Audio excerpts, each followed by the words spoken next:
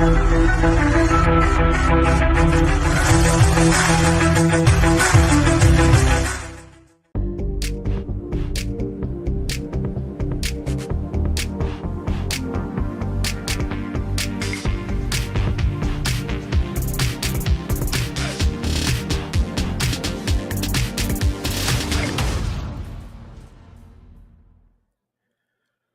weather outside is frightful, but you're tuned into the most delightful podcast that there is in existence right now. It's Inside the Game. That's an adjective. Ryan's like, what? Yes, it is delightful, I guess, in a way, but it is terrible outside right now. But it's okay. We made it in one piece. Ryan and I did. It doesn't really compare to what they got going on in Russia, though. Have you seen what's happening over in, up to 10 feet in certain areas, I think, of snowfall that they've gotten? Yeah, we talked a little bit pre-show. The other day, we talked a little bit pre-show about that because you were talking about how your car was snowed in. I was like, well, it could be Russia. And you watch the videos of, like, people have to shovel, like 10 feet of snow just to, like, create a pathway. And then it just gets covered up again. And then all the people jumping off the apartment buildings into the snow. Yes. And the apartment complex or whatever sent emails like, there could be cars underneath. Please stop jumping. I mean, they're not wrong, but could be a lot of things underneath. And you also could get caught in the snow and then just stuck there, and then you have nowhere out. No, the video that I was seeing yesterday, at least the one that appeared on my X, was an individual who had to dig his way to his car, but literally a tunnel through the snow, not like clearing the snow out. He had to like go underneath it in order to get to his vehicle. Just absolutely wild stuff. And also, I forgot to get a brush before the start of winter, so this has been my my car brush so far this year. Oh, wow. Just kind of you got a broom? Mr. Miyagi in that thing. Well, inside we do, but like not one that I broom. bring with me. I know I gotta bring one. I gotta go get one and bring one with me. You know, at least but in the house, and when you're trying to leave, you have a broom. There you go. Yeah. Well, I feel like I can just push through it, right? You know, that's also why I wear a sweatshirt outside as opposed to a winter coat. Sometimes people are like, you don't want to put a coat on? I'm like, yeah, I'll be okay. You know, ain't my first rodeo. That was a voice crack right there. Ooh, don't go back and cut that one. But Nate Wangler, Ryan Glinsky on Inside the Game. Not the first time my voice is cracked. I ran for office in school once, and my voice cracked during my vice presidential speech in the gym. Yeah, that was it was a good speech, but I ended up losing by like one vote. But anyways, kicking things off here on episode 212 of Inside the Game. As always, appreciate you guys joining in here on Wednesday. 2 more shows this week. We got a packed show coming up for you guys here today. I know we talked about the AFCON final going back on Monday, but this seems like a topic that could literally span the entire week. It's not something that we can just talk about once and leave behind because the story keeps getting bigger. Morocco accusing Senegal, actually filing a lawsuit against Senegal. Yeah, they actually took it to that point, accusing them of black magic before the penalty kick, and the referee should be arrested. Again, I don't envy soccer/football referees. I think they are one of the more persecuted bunches in all of sports as we get this one underway. So here we go. Morocco is accusing Senegal of black magic during the final because they walked off the field after a disallowed goal. They say it messed with Brahim Diaz's penalty take. The Moroccan politician said that the ref of the game should stand trial, rather. Senegal could face punishment from FIFA. Ryan, I don't know if there's any basis in which to punish a team if we're talking about black magic. There has to be, in my mind, some sort of physical evidence. It also reminds you that obviously these countries are far older, at least these areas of the country, and a lot of these cultures are far older than even our country itself. So it kind of makes you understand exactly why they think something nefarious in terms of the other world may be going on. But I find it hard to think that FIFA is going to have any sort of leg to stand on if it comes to black magic. This seems like a reach beyond imagination. And we're not even talking about all the other stuff that kind of poured out into the street and the way that the Moroccan fans really kind of carried themselves in that environment, which I think is even more troubling. But it just means more over there. That's all it means. I get it. But more. What says you about this? It just means more. That's all it is. It just means more. They take it to a severe level, and that we can't understand here. We can't fathom here in the United States in terms of sports. Sure, we could talk. We've talked about the SEC and their crazy antics, but it just means more over there in terms of soccer. Anywhere in the world, this just think of the SEC on steroids, and then times that by 1,000,000. That's what this is. You don't have lawsuits about football games here. We don't have I guess you could say Ohio State last year filed a lawsuit after a flag was planted. But I'm talking that's about tangible stuff. I'm just talking about the results of the game. They don't. Yeah. They don't at all. This doesn't happen. And black magic's a thing that's been talked about before. Like Arsenal was accused of the dark arts, the black magic a couple of years ago. Like it's just nothing. Right. It's just something to try to get a team after you lose a game. That's really all it is. It's about that, and that's just what it happens to be. And I mean, again, nothing's gonna happen. The only thing that I could see, Senegal's. I should have phrased it a little bit better there. But the only punishment Senegal could view from this is the fact that they try to walk off the field, and that's what they're trying to do is to stop teams from potentially doing this in the future. And you've got to make an example of it right away. That's exactly what this is. And that's the punishment. I should have phrased it, my bad, a little bit better. But that's what they're trying to do is to make a punishment so teams don't do this in the future. And we have the World Cup coming up, so obviously you don't want that to happen in the World Cup.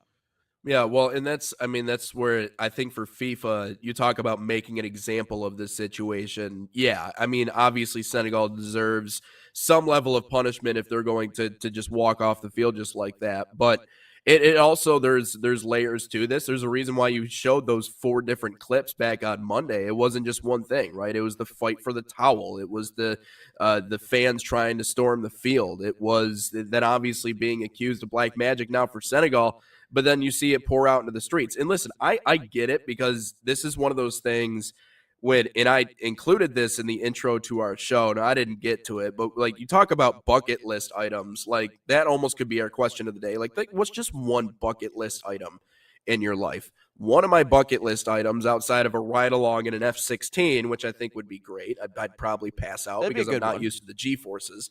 But the other thing outside of that is to go see a football match in a powerhouse European country. Either that, or it could be Africa or Italy. It could be anywhere else. Italy's not part of Europe. No, I know. I'm saying outside of Europe. I'm saying Africa or anywhere else where the game. I was just wondering. You said a European power, and you go to Africa. I'm like, no, sorry. I should have explained that one a little bit better. But anyways, that's something that's on my list because of this, because of the way that people migrate to the stadium and the way that they chant and walk together, right? It's a cultural experience. But so I understand where the emotional component comes from. And when you see these big international matchups, it's going to pour out into the street, and people are going to say things they're not proud of. One of my favorite chants of all time is "No German Bombers in the Air" by England whenever they play Germany. Is it a classy move? Got carried in the war. Is it? Well, yeah. Thank God for American engineering. But either way, is it classy to troll them about you know what? I don't know. I mean, it's not like all the German people wanted that. Clearly, they want to kind of leave that in the past. But hey, as you talked about, it just means more, right? So when we look at this, and we look at all the antics that went on outside of the stadium, I don't think there's any way FIFA can stop that from happening in the AFCON final, right? You're going to see a lot of those antics, but the stuff that they can clean up is the stuff with the towel, trying to fight that away from the backup goaltender. That's ridiculous in my mind. The fact that that was allowed to continue to happen is just, I get the mental games, but like at a certain point when it's 4-on-1, what is that guy supposed to do? Outside of just fight for his life to try and keep his hands on that towel. When it comes to the team walking off the field, yeah, FIFA, you can deal with that. And you can deal with the hysteria of accusing another team of black magic. There are tangible things that we see that go on. And I believe in spirits. I believe in curses. I do believe in all those things. We talked about that back on Monday, some of the biggest curses in sports history. I think it's a real thing. And I think that energy exists in the atmosphere. But this, in my mind, it seems like a kettle calling the coffee black kind of situation, or the coffee calling the kettle black, I should say. Whereas there's a level of hypocrisy to this when it comes to the Morocco side. Like, you're going to accuse Senegal of doing all these evil things, but yet your fans conduct themselves this way, your team conducts itself this way. That's the thing that's really kind of flabbergasting to me, that this continues on. My guess is that both countries would be like, well, this is kind of a black eye. But again, this is talking from a place of cultural ignorance. Man, I've never seen these countries play. I've never been to an AFCON final. I've never really been on the front lines of something like that. So I'll be the first to tell you that I'm not the most qualified person to comment on this. I just think it's a bit ridiculous. And there are things that FIFA can clean up about it. Yeah, no, they can, and that's exactly what it is they're just trying to make sure this doesn't happen in the future, and especially with a massive World Cup that's going on in the United States, World Cup, and I mean, these teams are both in it, Morocco, Senegal, there's a couple other nations that participated that are still in it, and Morocco being the side that created most of this. Like, Senegal kind of just reacted to a lot of what Morocco did, and Morocco, a team, of course, that went to the semifinals a year before, or not year before, tournament before, they're poised to have another, or positioned to have another deep run here in 2026. So they are a team that might go far again, and you can't allow this. And they're also talking about the club level too, because every year there's tournaments or cup competitions, I should say, whether that is in the Champions League or domestically, or Europa League even too. They don't want clubs to do this because this was a knockout game, a cup final, and they don't want teams to just walk off the field like they did here. So you got to make an example at some point. And we're talking about, the Moroccan team. I don't really feel bad for them at all for losing this game based on what they did. Like, the whole towel thing was a whole thing that happened the whole tournament. Don't just think this just happened one time. No, they did it the whole tournament. And every goalie has, has felt the wrath of this thing of losing a like, people don't realize this. That game was downpouring. It was raining, so the goalie had to constantly wipe his gloves because at some point you can't rub it on your shirt because it's wet as it is anyway. You got to wipe your face so you can still see everything. So I know it's a towel and it's a silly thing to talk about, but it meant a lot for the goalie because he needs to prepare for himself. But I guess trying to take your team off the field, that's just crazy in my mind. Like, you can't just walk up and quit. Like, I know people would think of the bad boy Pistons back in the day, what they did, but the Celtics also did it. So you can't just get up and quit at that point. And Senegal, like, it's just a messy situation. That's all it is. And this can't happen again, especially in the World Cup. And FIFA's got to do something about it. Well, you can't be the bully and the victim at the same time.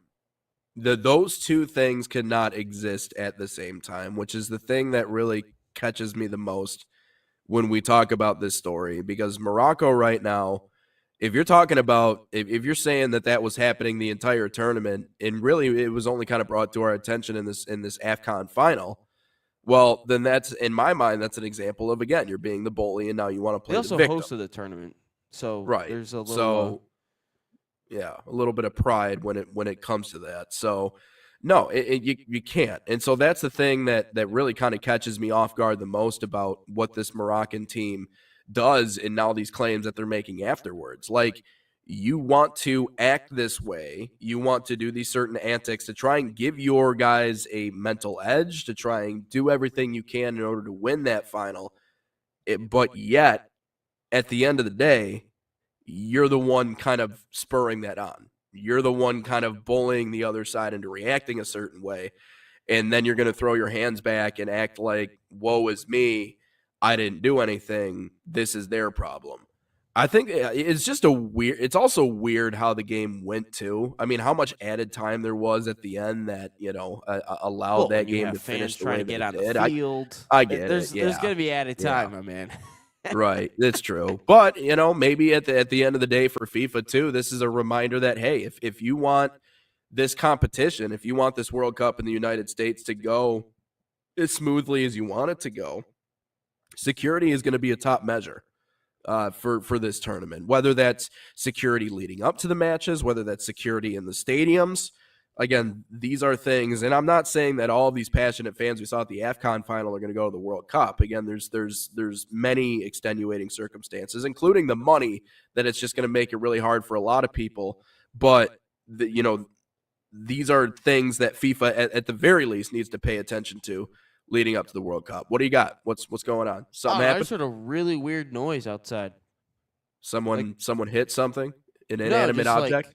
Something like grinding up on something. It didn't sound right, so I was like really curious. My bad. Somebody definitely hit a pole or something. No, it caught me off guard there because it was kind of loud. Like, for the people who don't know, like, I'm probably 10 feet from the window here, and like just outside the window is the parking lot. And like, I don't know, it just sounded weird. Like, that was a really weird sound. I don't know. My bad. Someone needs to get their brakes checked. No, it didn't sound like brakes. Just sounded like scraping against something. Yeah, scraping against something. And I mean, I know that there's people that come into the parking lot all the time because there's a tropical smoothie. There's a physical therapy place, and obviously we're inside of a soccer building, but no one would come here yet in terms of practicing. But no, that's just weird. Really caught me off guard.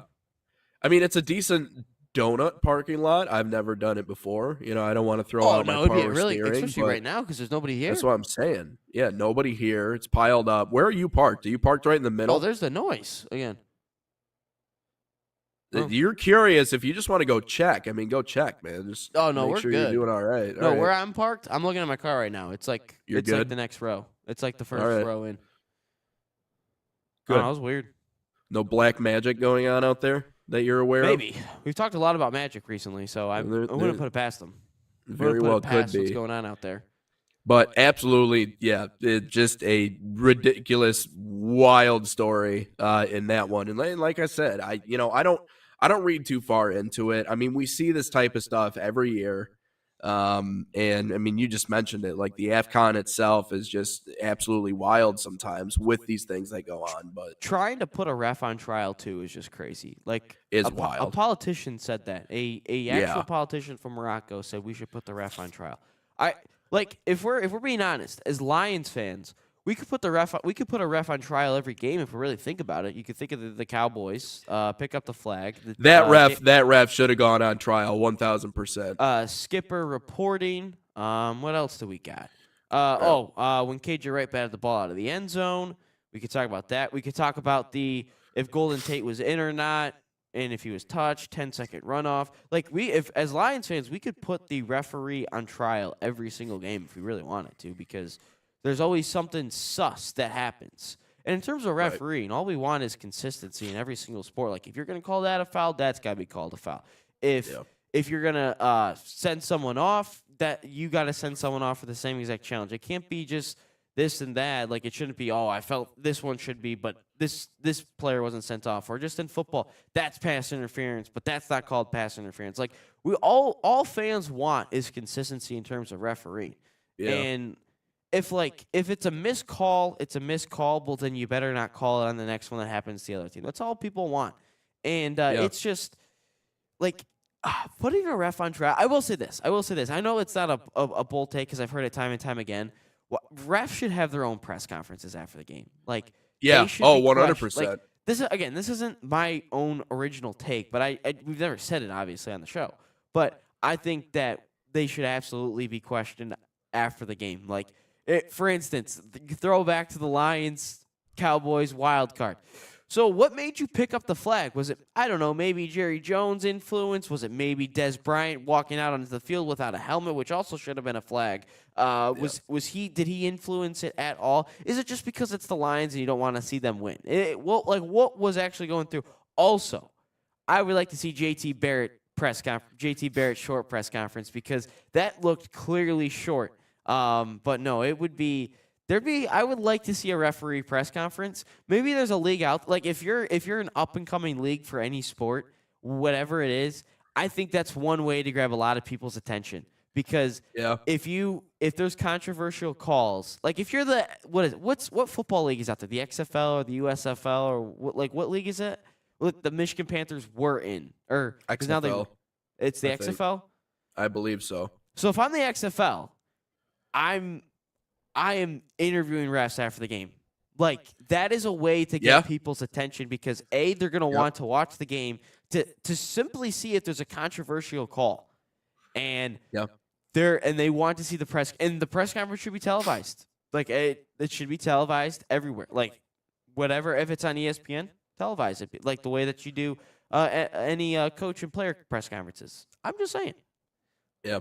I don't think I do think they have a union, and I don't think they would ever allow that. But I see where your mind's at with that. But it reminds you a little bit of Jim Joyce. I mean, like there's no formal press conference, but you still get the audio from him saying, "I messed it up. I booted it." But if you F up, like coaches and players do all the time, referees aren't perfect human beings. No, I agree. I agree. Coming from a TikTok chat coming from Coach Ender. Again, if you want to get in your comments and make sure you head in anywhere. He says referees do have to write a post-game report that explains all of that. Officiating supervisors have to go over them. Do they make the day of light though? Like, do those? Well, no. There's an internal review. It's the same thing with baseball too. I mean, umpires have to write a report after game. The league reviews it, right? It's not for public eyes. They don't like broadcast it. That's the thing, right? Okay. That's what I'm saying. Like they do have reports. It needs to come public. I need to see these things. Like especially in minor league ball, like you'll have like an umpire who former umpire, Bill Welke is his name, I think, longtime major league umpire, but he overlooks all of the minor league umps. So they have to write reports. They have to, especially if there's an ejection, like there's a whole process there. Like that's why a lot of umpires won't throw people out. Because there's more paperwork involved with that. This is for the same reason that a police officer sometimes won't pull you over for going 10 over the speed limit some nights, although he saw you doing it, because that's extra paperwork. It's all extra paperwork. Well, you know what? Also, Coach Ender sent a I'm new here sticker or GIF into our TikTok chat. Well, what's up, my man? Coach Ender, well, thank you for joining us. We're live here on TikTok 9 to 11 every single day. First hour is all soccer. Second hour is all other things related to sports. So thank you for tuning in today. Let us know where you're from too, by the way. Yeah. But how about this? Instead of the paperwork, we just do press conferences because we don't have to do paperwork. They just talk for 20, 30 minutes afterwards. I feel like that's like the same amount of time, if not less. But you do have to face the public eye. But at the same time, I want to see it. I would like to see this. Yeah. I don't know why, but I think that if the players and the coaches that F up that have to constantly go in front of the public eye and ask and answer the questions, then I think the referees have to because they're a part of the game. I think you do. That's not a ridiculous thing to say. Let's continue this conversation on the other side. I really do like this talk.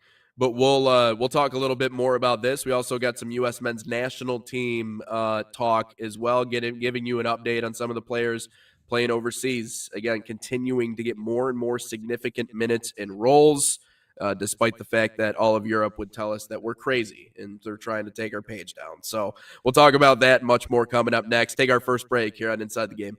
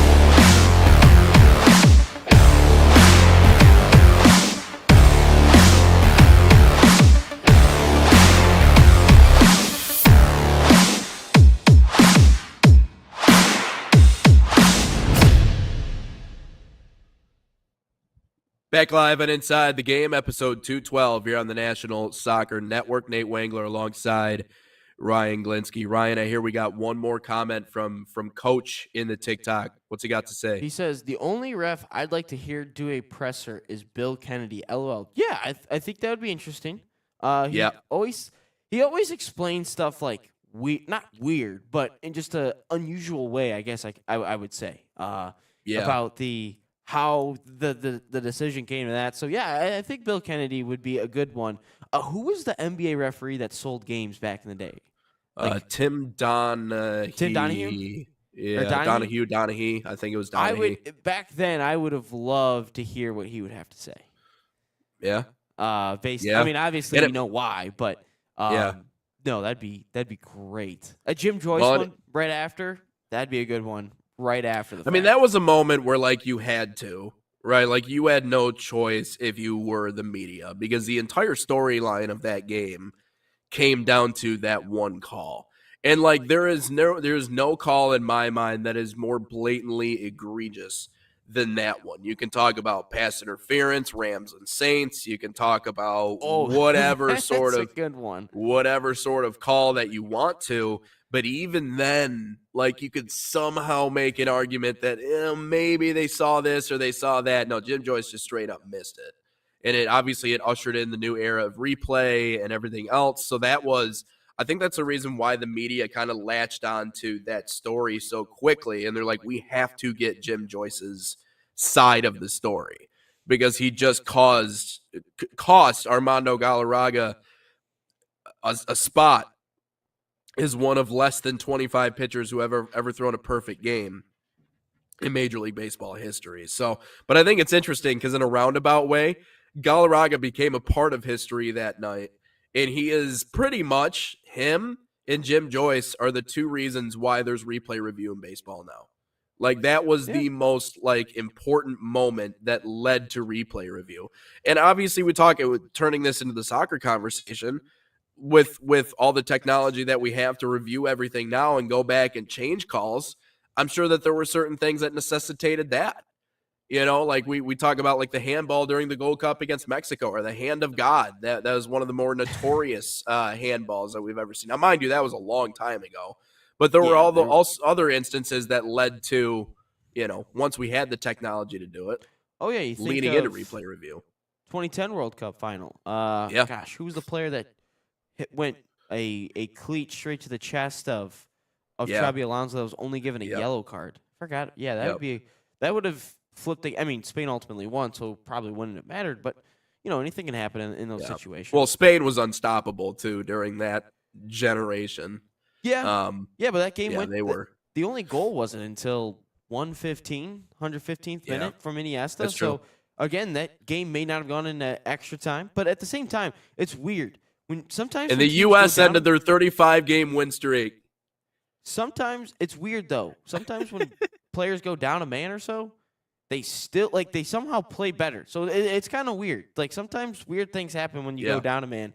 But no, it would have been interesting to see how much that would have affected the game. I'm trying to think of anything U.S. related. I can't think of any controversy. In terms of, like, wow, that was a missed call or that could affect the game.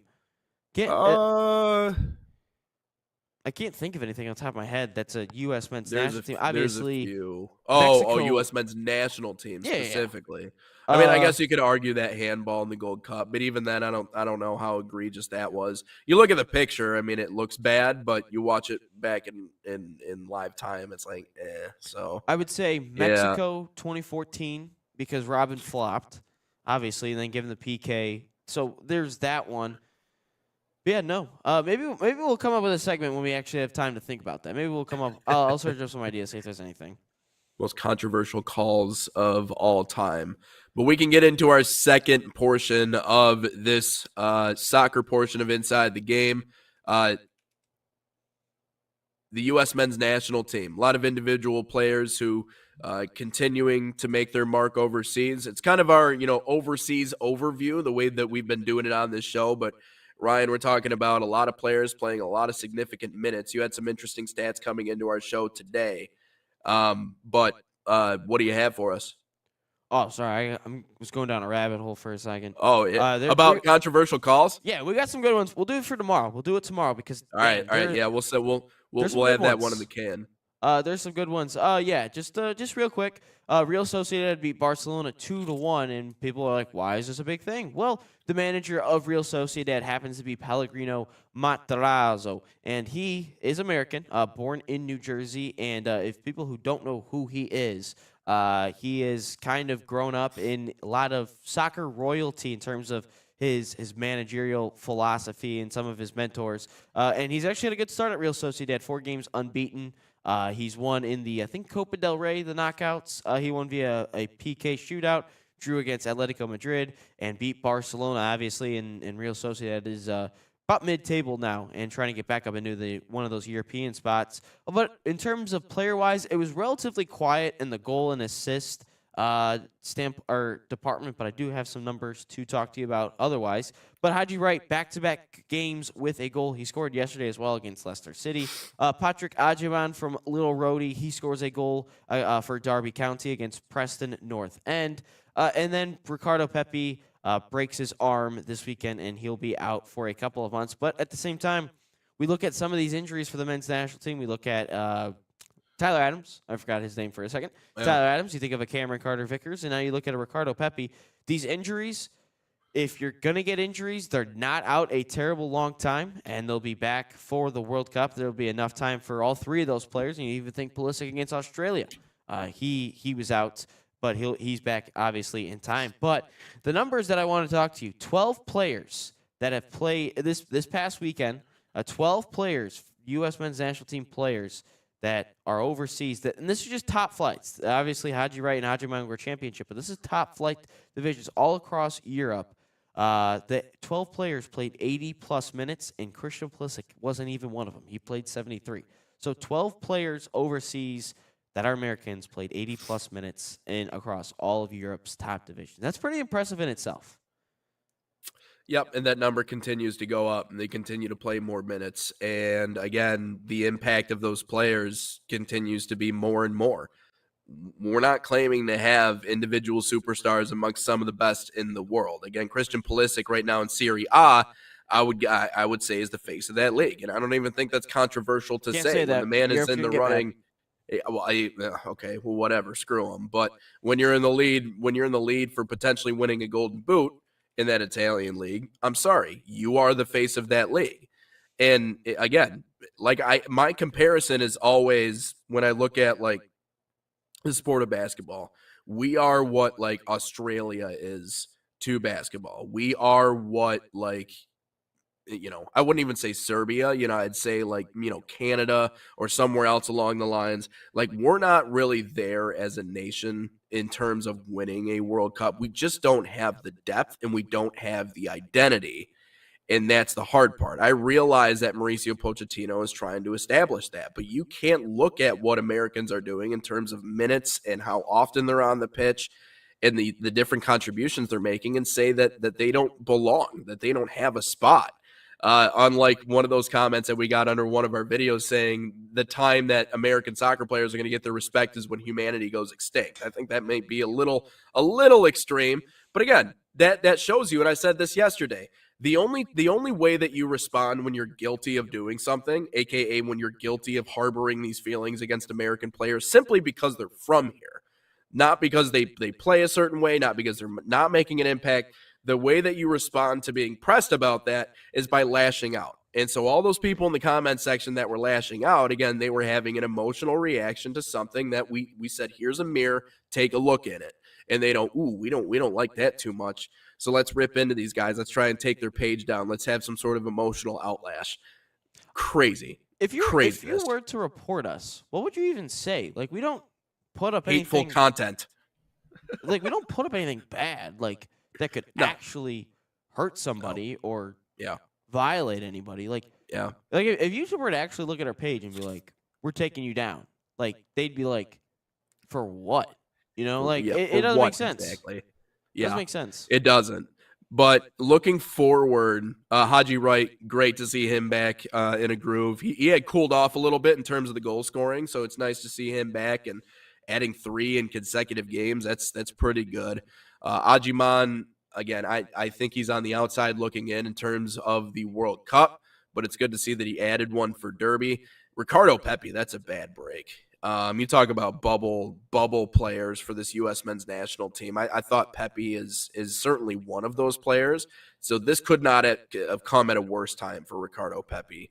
It'll bring him back before the start of the World Cup. Obviously, he'll be back. Right. So it's not like he's completely out of the conversation, but it's tough. But the one point that I do want to talk about very quickly before we transition into our final segment here in our first hour, I don't want to look too far ahead. It's always ridiculous to me when the season just ends, specifically like in college football, and you see the way too early predictions for the following year, and who's going to end up going on to win a national championship. It's like, guys, like literally the dust just settled from this season. Like, can we give it a break? Like, can we breathe for a second? And we're not even at the World Cup yet, but I got a question for you, Ryan. When we look forward as to who might lead this U.S. men's national team past this World Cup, I have a sneaking suspicion. And again, it's just a suspicion. This is a gut feeling. But the older I get, the more I tend to trust my gut a little bit more. It's hard to imagine that Mauricio Pochettino is going to be here for much longer past the World Cup if he doesn't do really well and he doesn't want to re-up on continuing to coach this U.S. men's national team. The dream is to coach in the World Cup, and so he's going to do that. But we know he's eyeing the Premier League again. We know that there are certainly probably clubs who would love to see him back in the Premier League and would do anything they can to open up the pocketbooks to make that happen because he's had a lot of career success. Is Pellegrino Matarazzo someone we should be looking at for the head coach of the U.S. men's national team, maybe in the way future, if Poach doesn't do what he's supposed to do in 26? Well, I think regardless if he somehow wins a World Cup, I think Pochettino's gone within the year. I think that I simply think, because I look at a guy like Carlo Ancelotti at Brazil right now. I look at both of these managers. They've had success at the club level over in Europe. But I think they looked at these two opportunities and they said, you know what?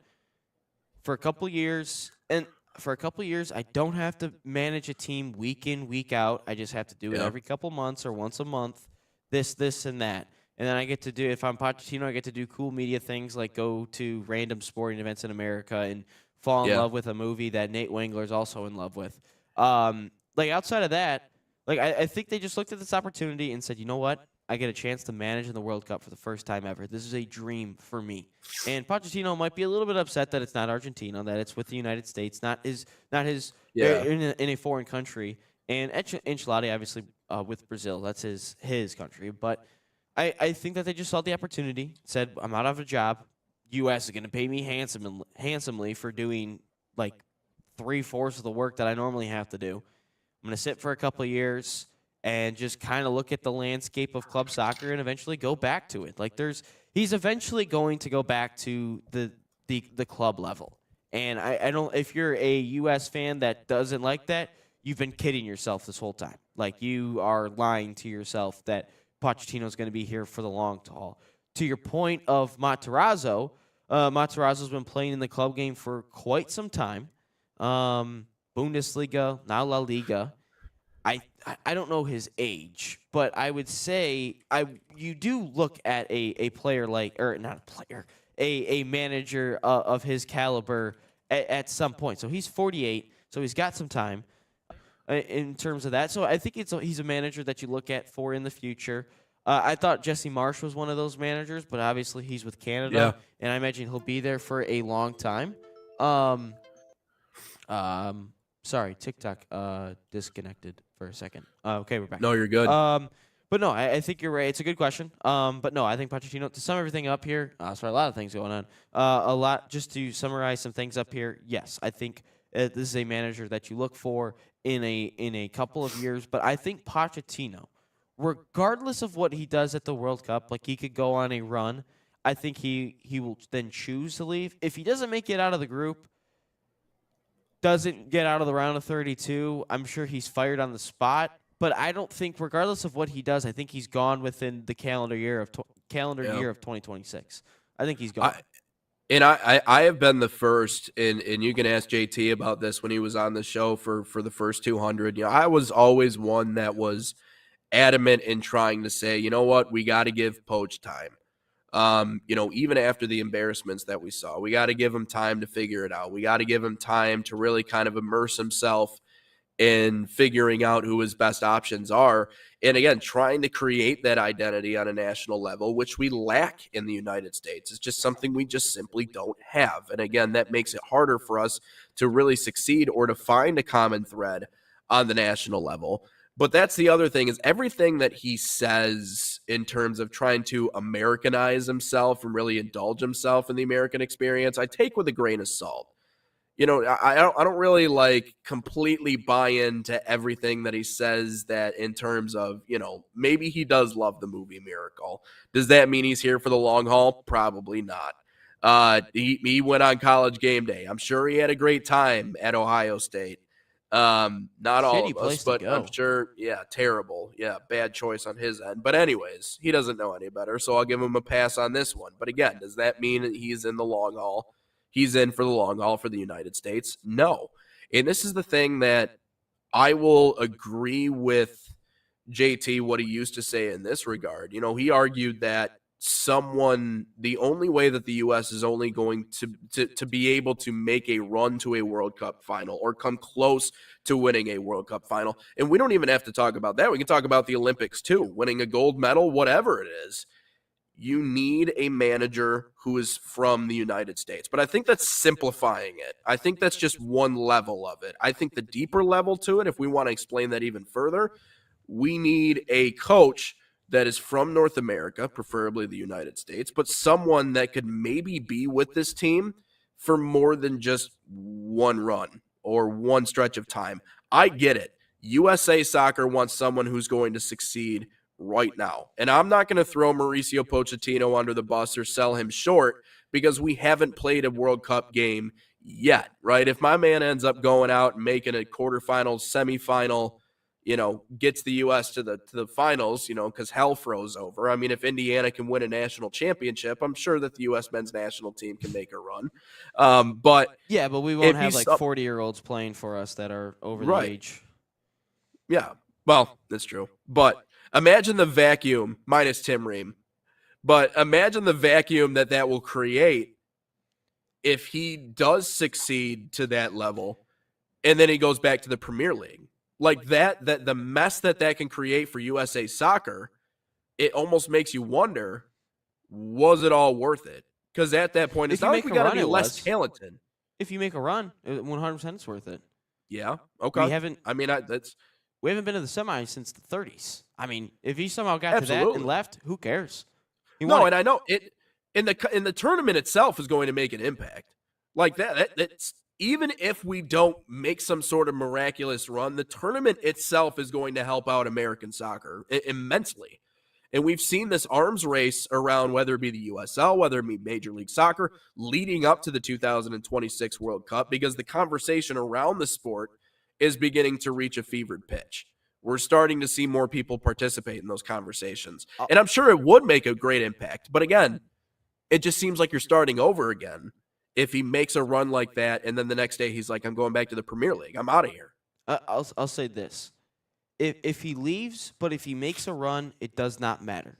It doesn't matter, because you made a run. You haven't been to the quarter since 2002. You haven't been in the semis since the damn 30s. You've never even been in the final. So if that's the point, if that's the case, it doesn't really matter, because I also think if you're U.S. Soccer, I also don't think that they hired him to be here for 2 World Cup cycles. I don't think they did that. I think they did this simply because they were in a mess. What's his name? Berhalter. Sorry, I forgot his name. Berhalter. I don't even know why he hired him back in the first place. He had a dumpster fire of a Copa America. I just don't think that. I think they hired him so they didn't have another mess like they did in Copa America. That's simply what all this was. I'm sure they had a conversation of, well, you're not going to be here long, but we're going to hire you for this because we just don't want a mess. I think that's all of this is. All this is so you don't get embarrassed on home soil. But back to your other point, to your and John's points of you need a North American manager, I'm going to disagree with you guys, because what is U.S. Soccer's identity at the moment? Like, if we talk about it, what is our identity? Yeah, we don't have one. So what's the point of having a North American manager if we don't even have an identity? There's no point. Our greatest strength is also our greatest weakness, because our greatest strength is we don't have an identity, so teams don't know the way that we're going to play in terms of, like, as a country, we do not have a soccer identity. We have people that are obsessed with playing out of the back. We have people that are obsessed with just booting it long. We have people that are obsessed with just athleticism, and you go on your own and play iso ball, basically. So there's that. And then we have the disagreements on pay-to-play pro rally. It's a whole mess. But at the same time, we don't have an identity. So as a team and as a country, we don't know what we're going to get. So to the point of we don't have an identity, who gives a shit where this manager's from? Who gives a shit? Because we don't have one. If he we look at basketball, baseball, football, there's identities there because we created the damn thing. Mm-hmm. Soccer, we didn't create the thing, and then we didn't even touch the sport for like 30, 40 years until the 90s, and all of a sudden we're like, hey, let's play the game of soccer. Let's see what happens. Let's make a crack at it. And we've only been really actively playing this sport for like 30 years. Like, obviously there's been World Cup runs. Obviously there's been national teams. Like, I'm not saying there is, but it feels like we didn't give a shit for like 30 years until after the World Cup.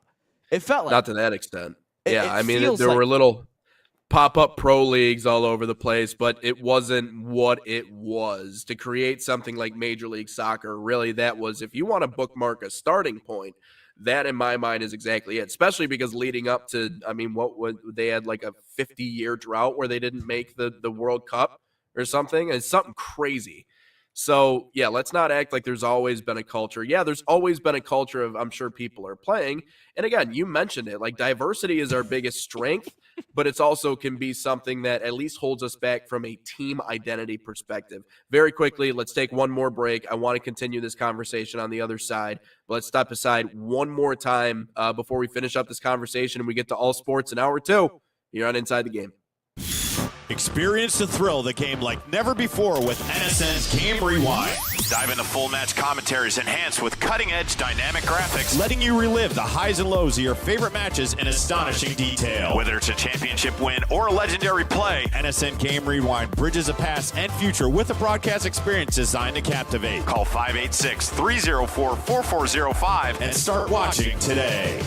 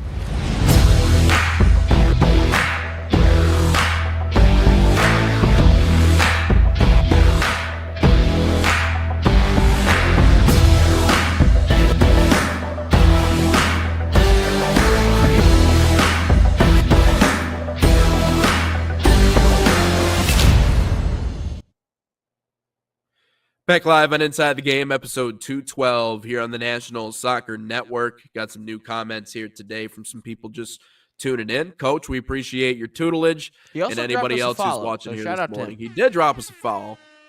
Like I said, we got to hit 2,000 before the World Cup. Can we hit 2,000 followers on TikTok before the World Cup? Because once the World Cup gets going, Nate, John, and I probably won't sleep for like a whole month.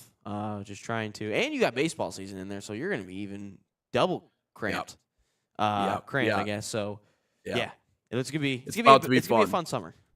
Yep. It's going to be all of that and then some. But we're talking a little bit. There's no point of playing baseball this year. So, I mean, just watch the World Cup, guys. Just saying. Minor league baseball, though, there's always a point to play minor league baseball, man. Even if it's just to come out to see your good friends, Bluey and Bingo, or like there's this guy that comes out to our ballpark. It's called Tyler's Amazing Balancing Act. Have you ever seen this guy? No. So this is something you might have to Google and show the folks. I don't know if you have screen sharing capabilities, but Tyler. We can do it. We can do it. Okay. All right. We'll but show Tyler. We'll show it at the end. We'll show it at the end. You said Tyler's Amazing Balancing Act? Act. He will go around the stadium and he will have people give him objects to balance on his face. Now, I don't know how he discovered this trick, but he balances wheelbarrows on his face, ladders on his face, chairs, baseball bats. There's literally this pole that he uses that is like 10 feet long, and he will balance it on his face, and he'll dance as he's doing it. It's crazy. I see the wheelbarrow one on Fort Wayne Tin Caps. Yep. Yeah, no, we'll get to that one for sure. At the end of the show, we'll get to it. Yeah, he'll drop in anyways, your local Home Depot and spend like $1 million and then return all of it once he's done. So, if you're a Home Depot, you got to get Tyler's Amazing Balancing Act to come to your town. But wrapping up our conversation here on the U.S. men's national team and everything leading up to the 26 World Cup. Again, full coverage here on the National Soccer Network. We're going to be talking about it. Our projected 11 coming up on Friday. Ryan and I will put together who we think the best 11 would be. It's not the first time we've done it, but I believe our lists have changed and have gone through ebbs and flows throughout the course of what we've seen, obviously leading up to the international friendlies here in the new year. But our big focus, our big conversation going into break, the lack of identity for the U.S. men's national team. The other thing that I wanted to fit in before we transition, Ryan, I can't blame American soccer. And this is the thing when we talk about, we need an American to lead this group. That's a decision that is a long-term decision for USA Soccer. That is a decision that down the road, they're like, hey, okay, we're comfortable now with the collection of players we have, with where we are as a soccer playing nation, to where we can bring someone in who will be here for the long run. I think of Emma Hayes. Emma Hayes is not going anywhere in the U.S. women's national team, right? They brought her in for the long run. She'll leave when she wants. That she will, and maybe that'll be after the World Cup if she ends up winning a World Cup. But still, this is years down the line. It's not coming up until 2027. Pochettino was a win-now decision.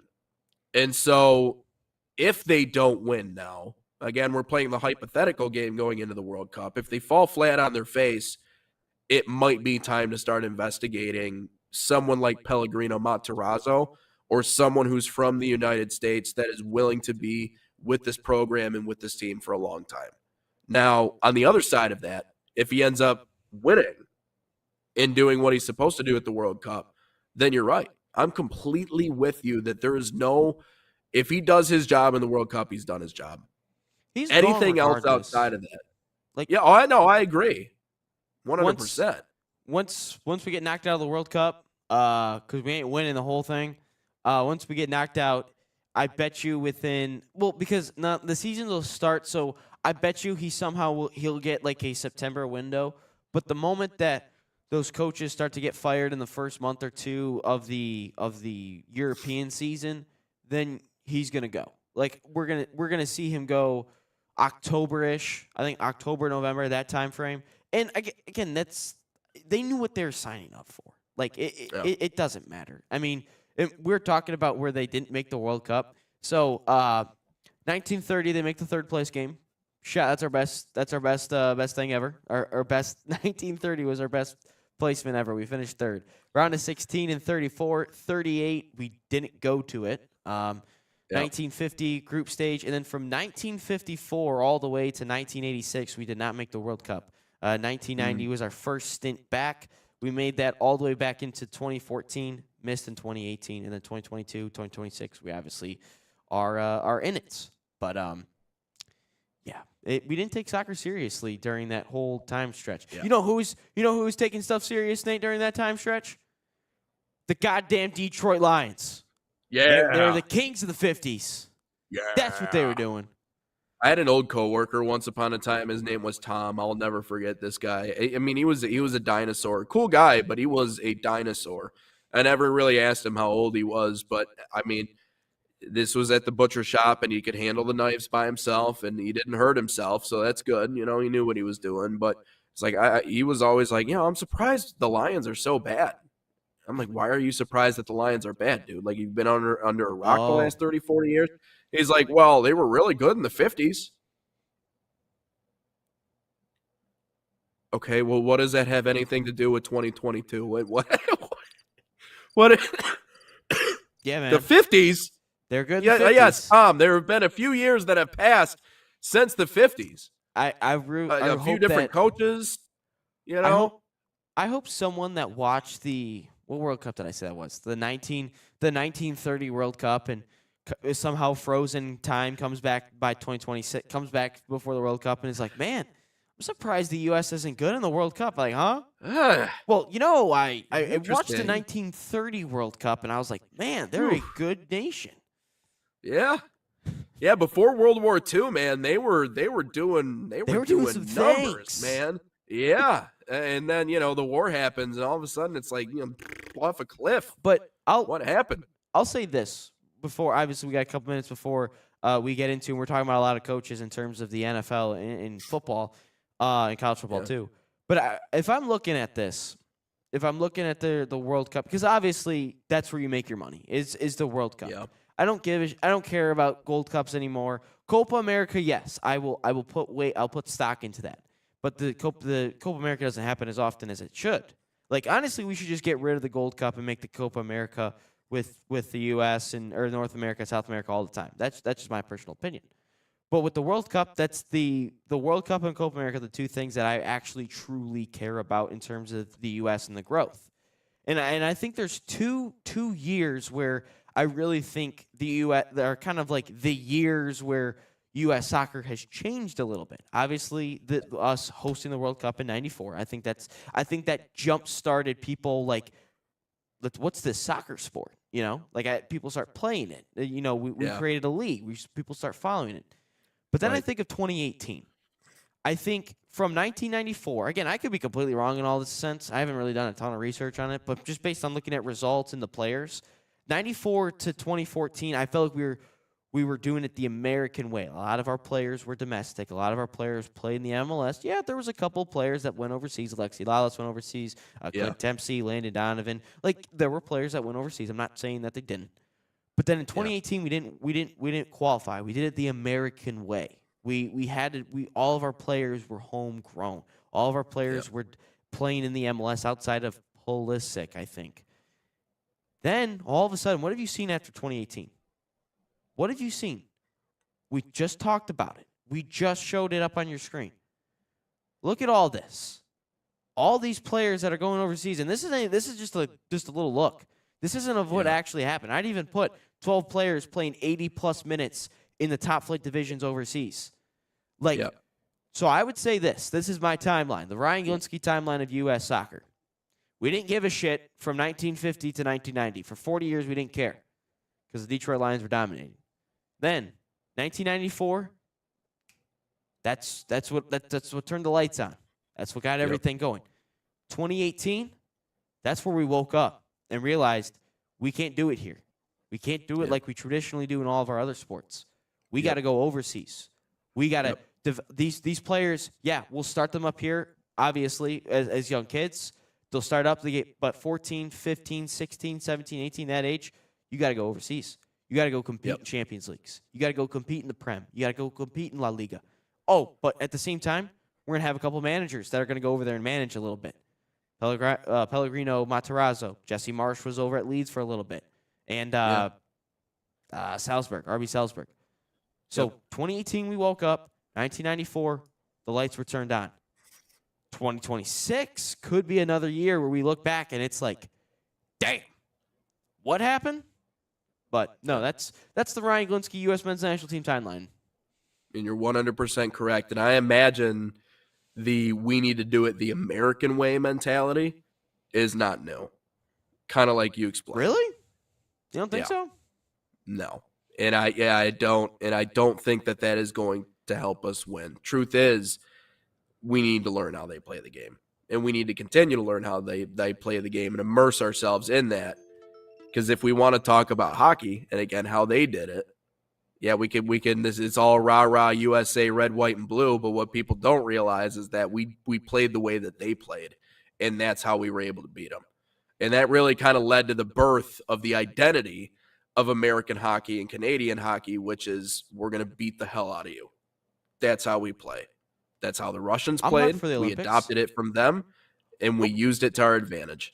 Could we give during the Olympics, we got to at least once a show, we got to give an update on what the U.S. Olympic hockey, men's and women's hockey. Oh, absolutely. Absolutely. Especially after. By the way, the other day I gave a shout out to the U.S. women's net. That was the U18 team that went undefeated to win not the senior team to win a gold medal. No, not the senior team. So my bad on that one. I'll add this obviously before we transition things here. But 2014 there was a conversation, and after 2014 it was.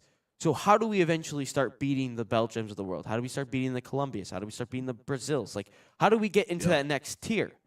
And then it just went sucked because we didn't even qualify for it. Then we looked at 2022. It skyrocketed. Like people will say, it was around a 16. It's a traditional U.S. tournament, but the way that it looked a little bit different. I'm not like England competed a little bit. Wales, a team that you should beat, they should have beat, and they, I would say, played really well. Iran, a team that you should beat, played well. The Netherlands, Pulisic scores that goal in the opening 2 minutes, everything changes. So I would say after 2018, I feel like we've really opened up our eyes. How big will 2026 have in terms of an impact? I don't know, but I would say it's got to be in the positive direction because I feel like what it's going to do, the 2026, again, we'll have a whole different discussion on this. Honestly, maybe tomorrow if we really want to, unless more AFCON crazy shit goes on.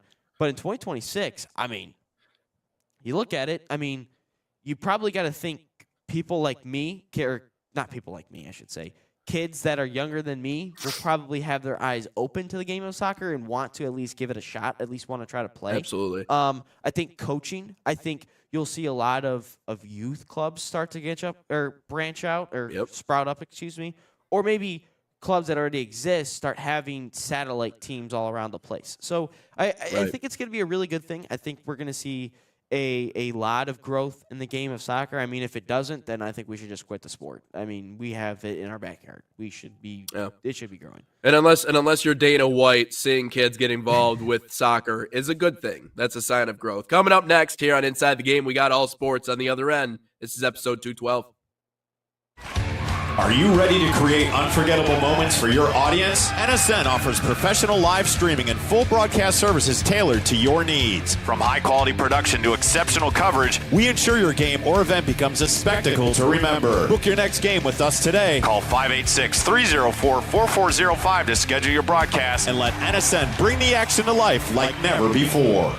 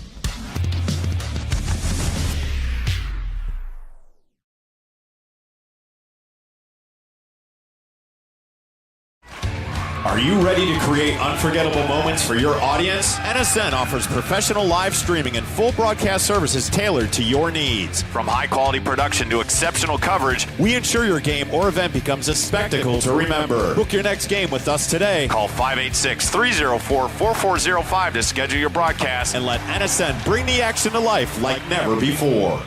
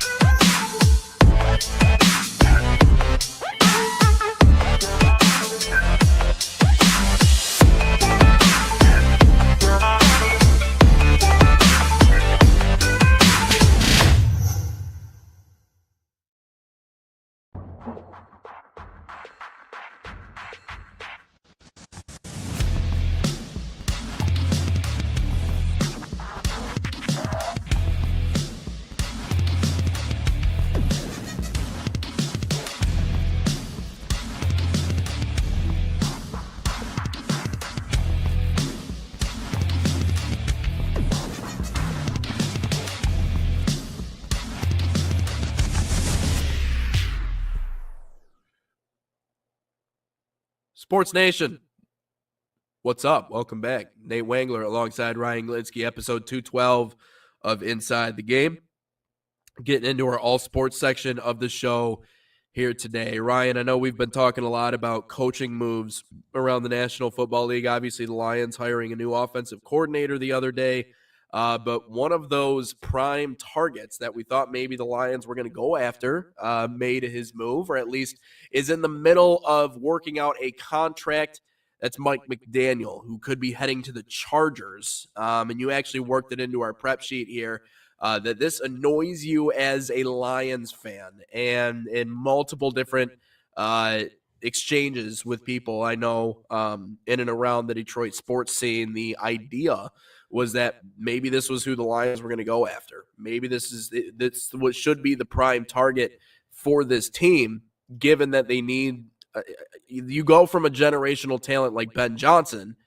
It's really hard for me to imagine that you would want anything less in your next coordinator. But I think the Lions organization right now is a little scarred from losing Ben Johnson once upon a time, and I think that might have led to their decision to go out and not get someone like Mike McDaniel. What frustrates you the most about this from a Lions fan perspective?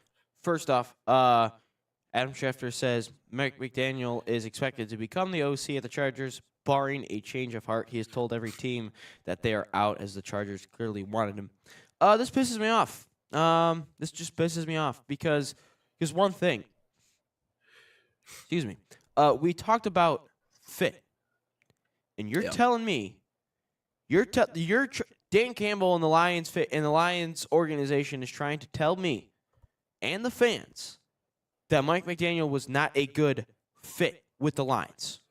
And very well, there could be something. But you're telling me he's going to fit in with Jim Harbaugh? But Mike McDaniel's going to fit with Jim Harbaugh. What? Like, Jim Harbaugh, as much as the guy has brought me a lot of joy and pain over the years, he's brought me a lot of joy at the end, more pain in the beginning, but a lot of joy at the end. Harbaugh looks like he'd be a little difficult to work with, especially on the offensive side of the ball. We like, Nate, we looked at from 2015 to 2018, it was really a Jim Harbaugh offense, and it was so hard for him to even truly get an offensive coordinator until Josh Gaddis got there. And did it really work? Yeah, it doesn't really know, but then Gaddis is there from 19 to 2021, and then Sharon Moore is the offensive coordinator from 2022, and truly he didn't really do anything because look at what happened afterwards. The offense looked like shit when he was the head coach. So did Sharon really do anything in terms of the offense? Probably not. But you're telling me Mike McDaniel's going to fit in with Jim Harbaugh?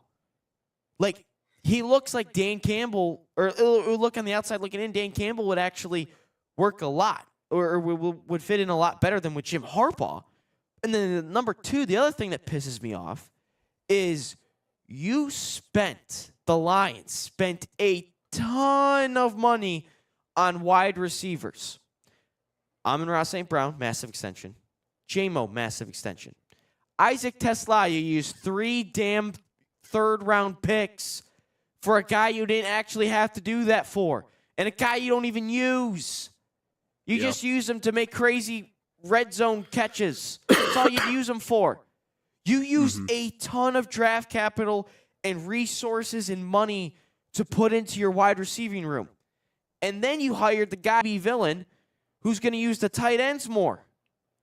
But Mike McDaniel uses the wide receivers a lot more, but you use a ton of money on the wide receivers. This shit makes no sense. Like, this is what annoys me, is the fact that it wasn't a good fit, but he's a good fit with Harbaugh, and you use so much money on wide receivers and you hired an OC that's going to use tight ends. Like, are we going to draft a tight end in the second round this year? I don't know. It just pisses me off. I'm sorry. They made the decision. You know, there's a saying out there that scared money don't make money, and that's exactly where we are with the Lions right now.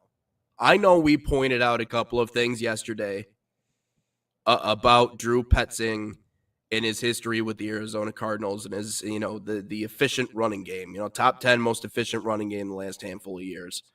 But when Dan Campbell was interviewed about making the decision to bring in someone like Drew Petzing, the biggest talking point from the Lions and some of the dignitaries in that front office was that we want someone who's going to be here for a while. We want someone who's dedicated to the mission, who's going to go out and want to win a Super Bowl with us, who's not going to leave us after we make our deepest run since, I don't know, whenever, like probably in franchise history, right? So we want someone who's going to stick around. But you know what? That's making decisions because you're scared. It's making the safe decision. It's no different than you know, someone with baggage, you know, and just kind of settling in a relationship. Yeah, you settled for that person because you realize that, hey, you know, you want to mitigate damage. You don't want to put yourself in a spot to where you could get hurt again, right? And this is where the Lions are right now. They feel like they were kind of left in the dust by Ben Johnson, who I still believe is the best offensive mind in the league. And so now, because they're scared and they're skittish, they're going to make decisions and they're going to say, hey, that we want someone who's going to be here for the long haul. I'm sorry. I thought we were on this win now train. It's not. It shouldn't be the goal. I thought we were on this win now train. I thought the attitude was we need to go out and get someone who can win right now. You know who can win right now as an offensive coordinator in Detroit? Mike McDaniel can win right now. We went out and we made the safe choice. We didn't make the right choice. And that's the thing that in my mind is so ridiculous. And mind you, this is coming from the same guy who's talking about where we're going to bite off kneecaps and we're going to fight you for every inch and we're going to go for 4th and 1, although it's stupid and we shouldn't, but hey, that's our identity, right? This is the same guy that boasts about how we're going to do, he did, but we're going to do everything and anything we can to go out and win and put this franchise on the map and potentially bring home a Super Bowl. You have more weapons at your disposal than what Mike McDaniel had in a lot of his seasons in Miami. I would take Jared Goff over Tua Tagovailoa 99 times out of 100. That's just the reality. Would you take J-Mo and Amon-Ra over Tyreek Hill and Jalen Waddle? That's a toss-up for me. I would still just go Amon-Ra and J-Mo. I would say yes.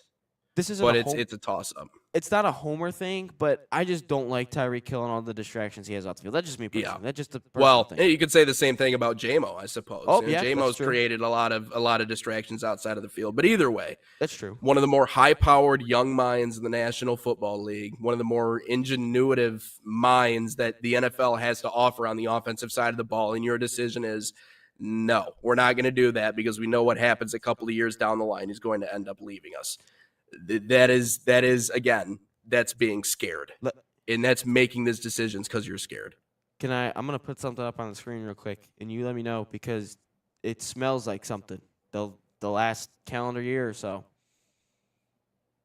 I'm Are ready. we back to SOL? We back to the same old lines? Because a lot of We're these getting there. moves recently have been a lot of, it's our guys. We got it. Like Kelvin Shepard, defensive coordinator. We're going to promote within. We're going to get Johnny Moe back. He can't call plays. The only thing that I like Pet Singh, like doing a deeper dive. I think he's fine. But when Mike McDaniel's on the table, I'm taking him. I'm taking the best that there is. And it just seems like because he wasn't a right fit. But you're telling me Harbaugh's a good fit? Brad Holmes, being the smartest man in the room, is going to single-handedly destroy this Lions franchise. And to those of you who jumped on the bandwagon a few years ago, get ready to learn irrelevancy again. You're going to go through it like the rest of us did for our entire life leading up to this point, because we like to smell our own you-know-what. And that's exactly what this reeks of. We're smelling our you-know-what. We didn't go get the best option available. We got our guy, quote unquote. And listen, if Dan Campbell had his hand in making this decision, I need Lions fans to really kind of take a step back and look at themselves in the mirror and go, you know what? It's okay to criticize Dan Campbell. Listen, I know he's a big teddy bear. I know he cries. I know he's a real personable guy, and he's bought into the Detroit experience, and he was on that 0-16 team. My guy has seen what the bottom of the barrel looks like in Detroit. But if he has his hand in making these decisions right now, listen, it's okay to criticize a guy who goes on fourth down when it's idiotic to do so and costs his team the game. It's okay to go after the guy who makes bold, stupid decisions on the football field a lot of times that cost us a lot of games this year. And listen, I get it, right? If you're all caught up, we won. Right. The Bears, you know, and I mean, we need to win it. And if you're going to be a rah-rah guy, you may as well know a little bit more ball, and you may as well be able to actually field a team that can go win a Super Bowl, because you know who I think of in that same vein? Pete Carroll. But the only difference is between Pete Carroll's rah-rah and Dan Campbell's rah-rah is Pete Carroll actually won Super Bowls. Pete Carroll actually should have won 2. Absolutely. Hand the damn ball off. He would have won 2 Super Bowls. But Dan Campbell is not Pete Carroll. And we're going to find this out very quickly in the coming years if we're not willing to kind of step outside of what I think Brad Holmes is stuck in right now, which is in the sand, thinking that he knows better than the rest of the room does. There's a lot of GMs in this town that think they're the smartest guy in the room. And I think Trajan Langdon is the only exception. And if I had to look at if I had to look at all 4 teams and say who's the closest to winning a championship, it's the Pistons. Like, again, they just beat the Celtics. What about Stevie Y and the Wings? Not to win right now. Not to win right now. I so? still don't believe. I got to see them at least do something in the playoffs first. Like, I know at least the Pistons had a very tough first playoff experience, and now that they're just growing, and now they're the number 1 team in the East. Red Wings, I haven't seen them in the playoffs yet. I don't even remember the last time I've seen them in the playoffs. I think they played the Bruins, and they lost. Anyway, side note, we look at all 4 franchises. The Pistons, who honestly I don't even know if Tom Gores even knows that the Pistons are his own team at this point. He might just love be watching drunk. Interviews with that guy. he might be drunk in L.A. right now for all I know. But Mr. Trajan Real Langdon Estate. doing a good. He's doing his thing. They don't bring back, like, every single player is not. Tobias is the only exception because he was here previously. That's the only exception, and he could be a very valuable trade piece if they want to. They also add at the deadline. Look at last year, Dennis Schroeder. They needed a ball handler. Guess what? They went and got one, and now they still have a trade exception with Dennis Schroeder that they can use later on. We look at the Red Wings. Never does anything at the deadline. The pro player evaluation sucks in terms of all their signings. John Gibson being an exception. But he drafts relatively well, I would say. But it takes a lot longer, and it gets a little bit impatient with some of the fans. But Stevie Y doesn't go out, make trades, do any of that fun stuff. We're just going to stay with our guys. Wait till the kids. Scott Harris, on the other hand. Let the kids play. Have the Tigers done anything in this offseason? Like, has anything happened outside of Gleyber Torres, obviously, except doing what 99% of players are going to do and accept that extension to come back by his player option to come back? No. Like, have they really done anything? It's just wait till the kids. Let's stay with our guys. We gave Alex Cobb $15 million for crying out loud. I don't even think Nate even got a chance to broadcast him this year because he just was in the bullpen doing bullpen sessions this whole time. I don't even know if Nate. Did you even get a chance to broadcast? Well, Alex he Cobb? would do the first couple of innings. He would never go beyond the third inning. So no, I didn't get an Alex Cobb because my play-by-play was in the fourth. So I did some color stuff for him, but damn, Nate's the broadcaster, and he didn't even get to say Alex Cobb's name and be like, "Here's the pitch from Cobb." They didn't even get to say that. God, we're gonna give him $15 million. Old Grandpa Hips over there. But back to the Lions point here. We're getting high on our own supply. We won the division for the first time, went 12-5, magical season, choked in the NFC Championship game. All right, young squad. We win 15 games, win the division again. Number 1 seed, get killed. I know the defense was just dead, and Jared Goff didn't have a good game. But you still had your core pieces back. You lose Ragnow. You lose Zeitler. All right, we got to address something here. Let's not draft random dudes from Canada as project players who ain't even ready in year 3, Manu. Let's not spend 3 third-rounders on Isaac Tesla. Let's not do that. All right? We lost all of our coordinators. And at the same time, if your goal as a coordinator is to stay in the same spot, and, unless you became a head coach at some point down the line, and you didn't like it, you failed at it, but now, you know what, I'm going to stay as a coordinator. But if you've never been a head coach at one point in your life and you want to stay as an offense coordinator, defense coordinator, what's your goal? Like, what's your goal in life? You eventually get into coaching at some point to become the top dog. As broadcasters, our point is to become the top dog at some point. It's not to just sit and do nothing that no one sees us for all these years. No. Eventually, you want to get you're sitting right now you're sitting in your 9-to-5 job right now, and you're sitting as one of the bottom people. Are you just wanting to sit at the bottom people? No. Eventually, you want to become a manager, supervisor, CEO, CFO. I don't even know. At some point, you want to have goals and get to it. But if we're hiring a coordinator to simply be here because he wants to be here for 5 years and develop and everything, then Petsing, you got some things to decide. And if you're Dan Campbell and you're Brad Holmes and we want a guy here for the long term, that's not the point of coordinators. Coordinators are not there for the long term. Do they not understand that? You wonder why he didn't get a head coaching job? You wonder why he probably didn't get a head coaching job? Petsing. Because he looks weird? Well, and they didn't win. Yeah. I didn't know the Cardinals were playoff contenders time and time again. You don't live life scared that something bad is going to happen around the corner. You accept it. Like, there's a part of you that's like, something bad may happen here. Whether it be in the relationship you're in, whether it be with the company that you choose to work with, there is always danger around the corner. But making the safe option when it comes to finding a coordinator when you're trying to get back to that point to where you could maybe potentially go win a Super Bowl is not going to get you there. And there is always going to be someone. If he comes into Detroit and we go out and we win 13, 14 games and we look like world beaters and we got, the best running game in the league, and we got all these other things and our offense is cooking, you don't think someone's going to come in and offer him more money than what we're offering him right now?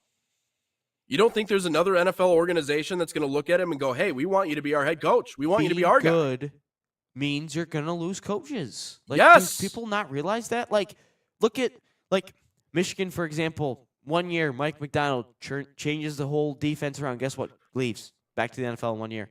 Minter, 2 great years, leaves, goes to the NFL. Granted, Harbaugh takes the whole damn staff with him anyway, but now he's getting interviewed to be an NFL head coach.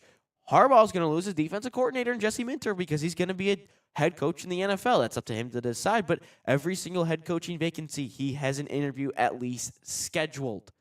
Just because you're scared that you're going to lose Ben Johnson again, who, mind you, he chose to come back for that 15-2 year. Like, people don't realize that he chose to come back for that 15-2 year, right? And also, I forgot to say, by the way, a lot of these all sports clips, not soccer related. We do have a new TikTok account, Premier Media Group. Make sure Premier Media GRP on TikTok. Make sure you drop a follow on that. We'll be posting all of our other stuff there. I forgot to mention. I've been meaning to mention that, but we got into a Lions tangent. Yeah. But no, And we'll be retweeting a lot of that. Well, not retweeting. Sorry, reposting a lot of that stuff from our NSN page and our other stuff. So if you see it, make sure you just click on it, give it a follow. But yeah, trying to diversify that. But finish up your thought before we take our break. It's an hour or two. Like we're so close, and it just steps back, and it's stuff that could be. It feels a little self-inflicted, and that's not the way because there's still really good NFL players on this roster, like Goff, Amon-Ra, J-Mo, Jack Campbell, but everything feels self-inflicted. We're on the verge of squandering it. You're telling me you just knew about Ragnow retiring. You're telling me he randomly got up one random day in July. He was like, yeah, I'm retiring. You're telling me he had a broken throat during the Bucks. Like, he couldn't walk during the Bucks game. You know what? Going into the 2025 draft, let's see here. Let's not draft a corner that hasn't played an NFL snap for us. Let's not draft a guy from Canada that we don't know about. Let's draft a damn center or an inside or a guard that could eventually go into center. Let's give him a year. Let him develop a little bit under Frank. Yeah. And then Frank, you know what? Right when you're gone, he's got at least a little bit under his belt. And we're not putting Graham Glasgow. You're telling me that? And then all of a sudden, we're just going to hire a guy as a coordinator, offensive coordinator. We have a damn Lamborghini at offense. And we're just letting a 15-year-old drive it. When we could have had the 40-year-old that has drove Lamborghinis for 20-plus years, 10-plus years, drive that thing. No, we are having a kid with a new license try to drive a Lamborghini. Ain't going to go well.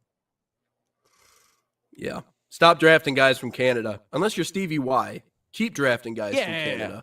Those guys are pretty good. Yeah, at that old hockey game. But let's take a step aside and we come back here on Inside the Game. We're going to talk about a little controversy going on. We love controversy on this show. Darian Menza bringing up a lawsuit against Duke. Also, Brendan Sorsby owes $1 million back to Cincinnati after transferring. Should smaller schools get into the legal side of this a little bit more to hold people accountable, specifically players accountable for just up and leaving whenever they want to? Getting messy in the college game. We'll talk about that more on the other side here on episode 212.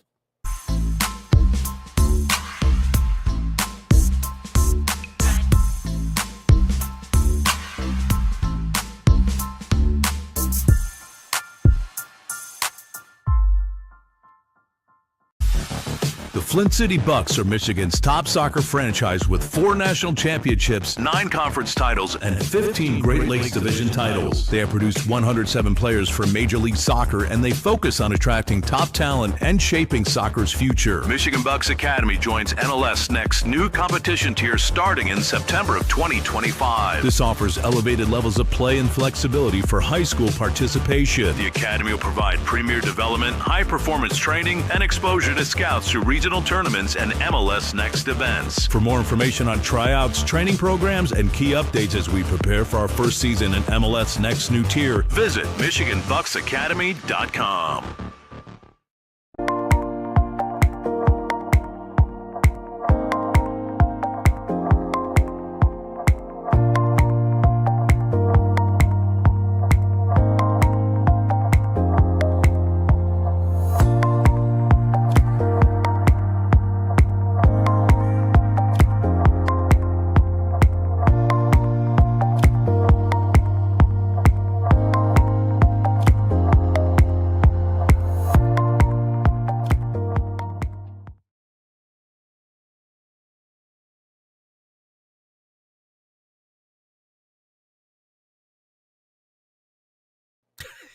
I'm sorry. I thought there was another commercial.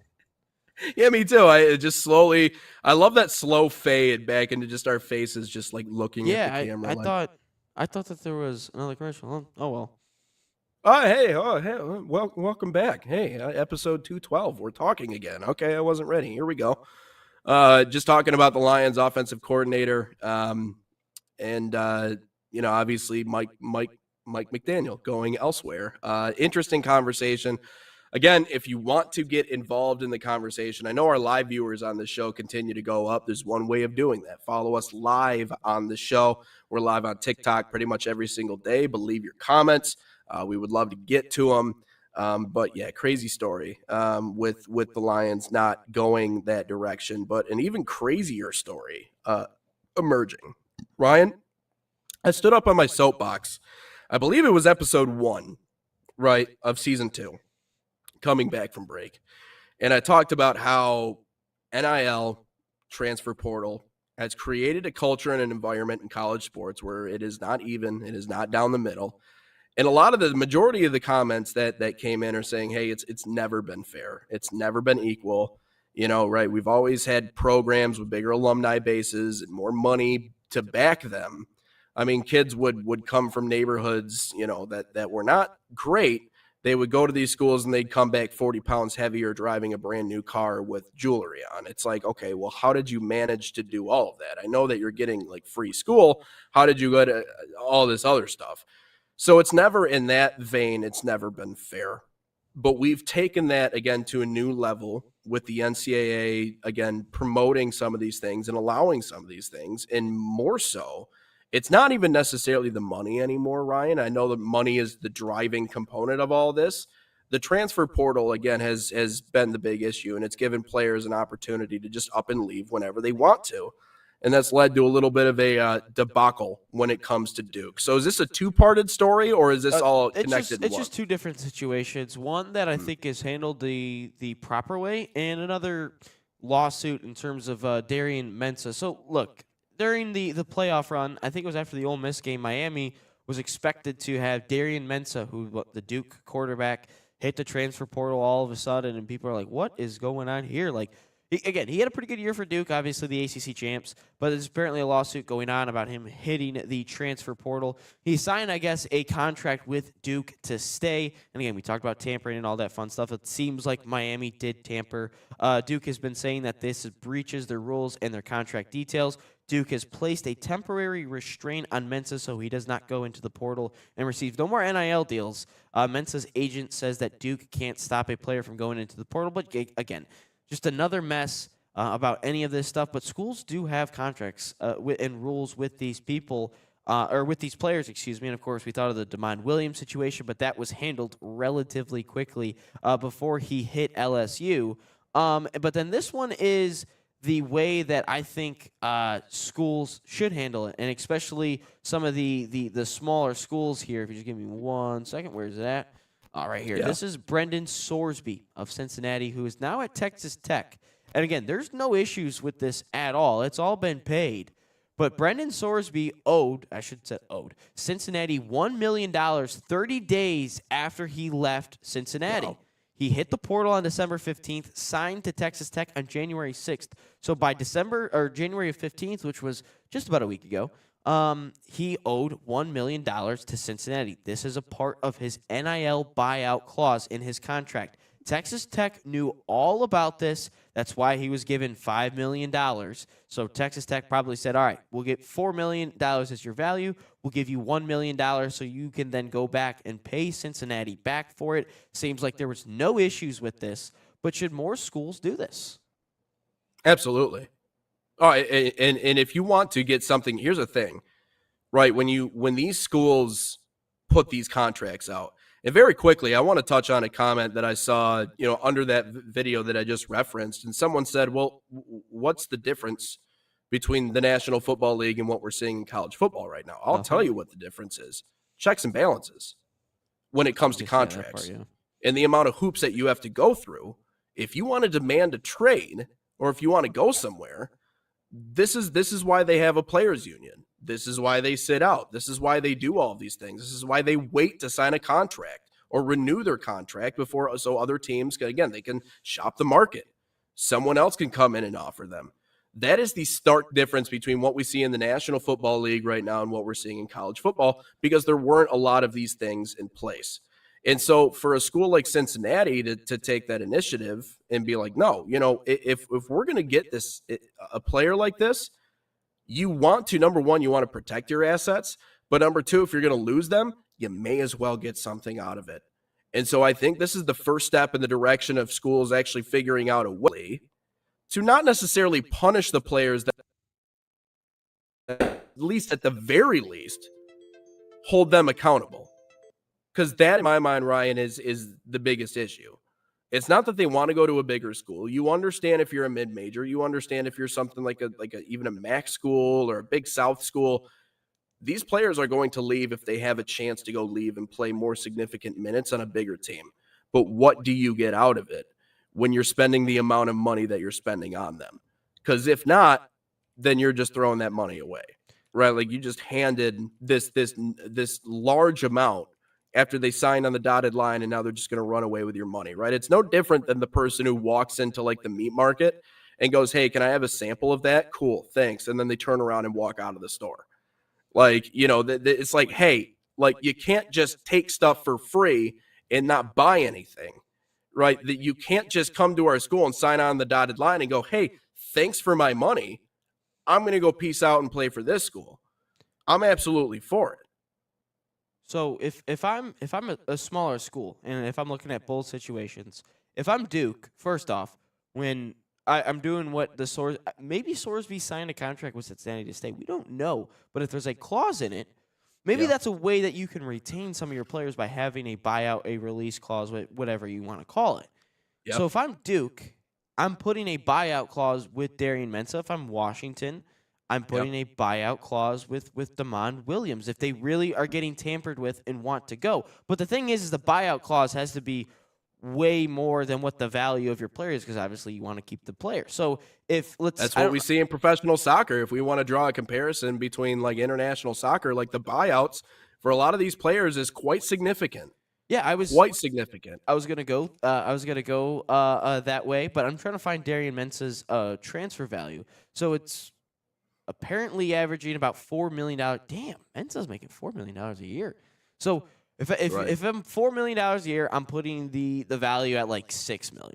$6 million is the buyout. Yeah. You can have them. You got to pay $6 million, which is a luxury price in terms of quarterbacks. I still think at some point the bubble's got to pop on this whole NIL thing. It will. Yeah. But I would say is you have to put a buyout clause. But if I am a small school, like if I'm a MAC school, like you mentioned, I'm having if they're an incoming freshman, I'm having them sign a 3-year contract. I'm having them sign a 3-year contract. Look, we'll pay you this. It increases every single year, but you are going to have a buyout clause where if you want to go to a different school, you will have to be bought out by another team. Like you introduce this during the recruiting process because, look, we're losing money. We got to have value for some of our players, but you are going to have at the end of the 4 years, sure, you can leave, but at the same time, you're still getting 3 years out of that player. Yeah. 3 years, and you get eventually bought out because eventually you kind of keep them there for a time that you need, but you also give them a time where it feels like, oh, I can still leave after a couple of years and still get, my money's worth. And then if I'm bringing an incoming transfer from a Power 4 school, I'm like 2-year contract because after that first year, you bet your ass they're going to try to transfer out again. Yeah. And at that point, I'm putting up. I go 2-year contract. There's a buyout clause. It increases from year 1 to year 2, but you got to get some money out of it. For Darian Mensah's case, look, dude. I get it. You want to go to Miami. I get it. It's also Miami's fault for not having a quarterback post Carson Beck, but that's another discussion.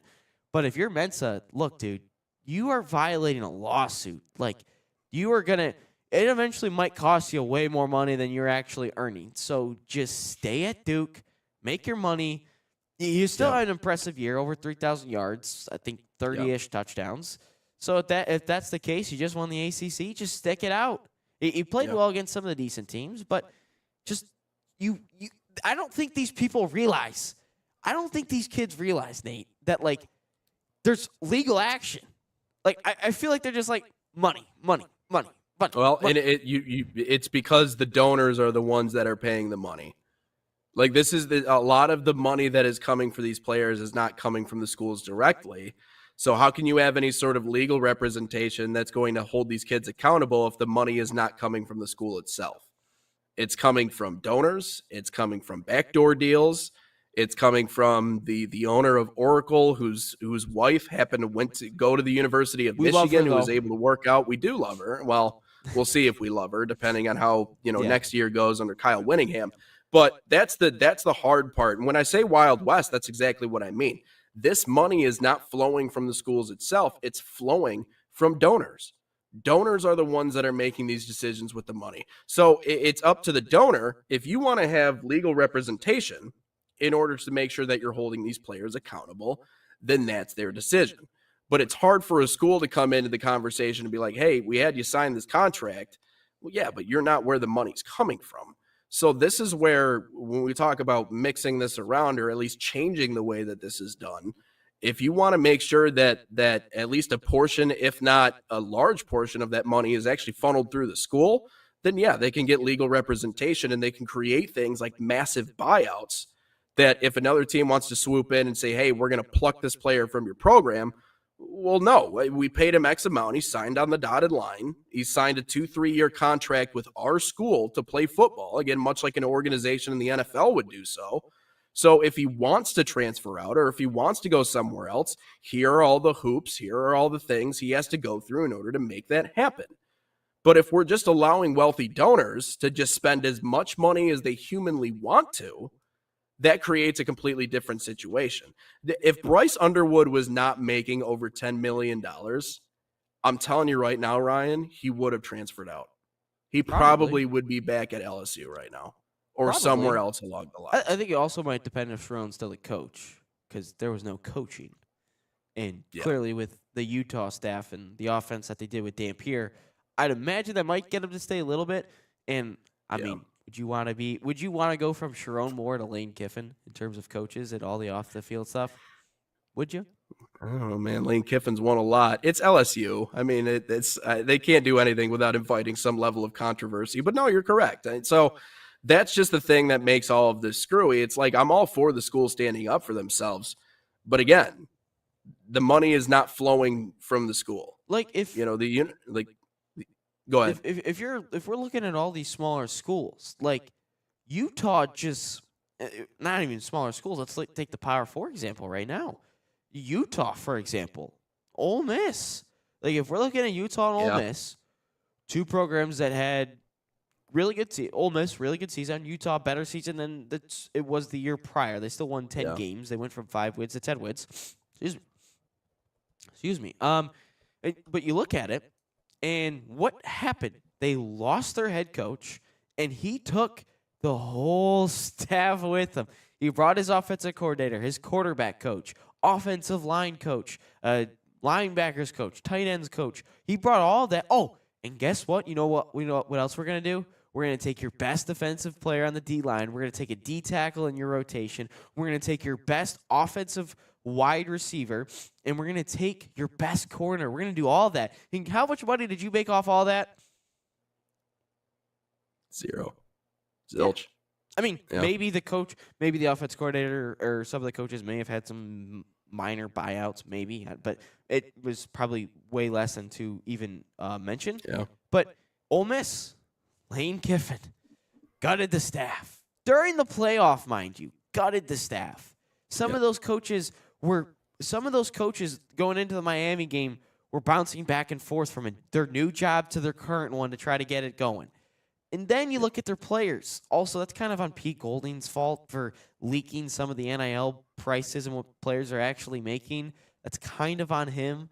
But they're losing all their players. And guess how much money? At the end of the day, their only memory is, well, we beat, what was it, Tulane in Georgia in the playoff, and then almost beat Miami. Like that's their only memory. They didn't make any. I guess technically some of the prize money, I guess you could say, but if I'm some of these schools, especially the group of 5 schools, and especially some of the smaller Power 4 schools, like I'm looking at a Purdue, what Indiana was, but not a small school now. But I'm looking at some of those schools, and I go, look, and again, same thing goes. I think everything should go with every sport. If it's like basketball in itself too, like you gotta have some buyout clauses. And if you're a player that wants to be out of the situation so bad, barring a coaching switch or anything, you know what? You might have to buy your way out too if the school's not willing to pay it, or you just suck it up like the rest of everybody. Like, I don't know, and it's just at some point you got to give the school some money back. Some point. Yeah, you have to have your hand in it if you want representation.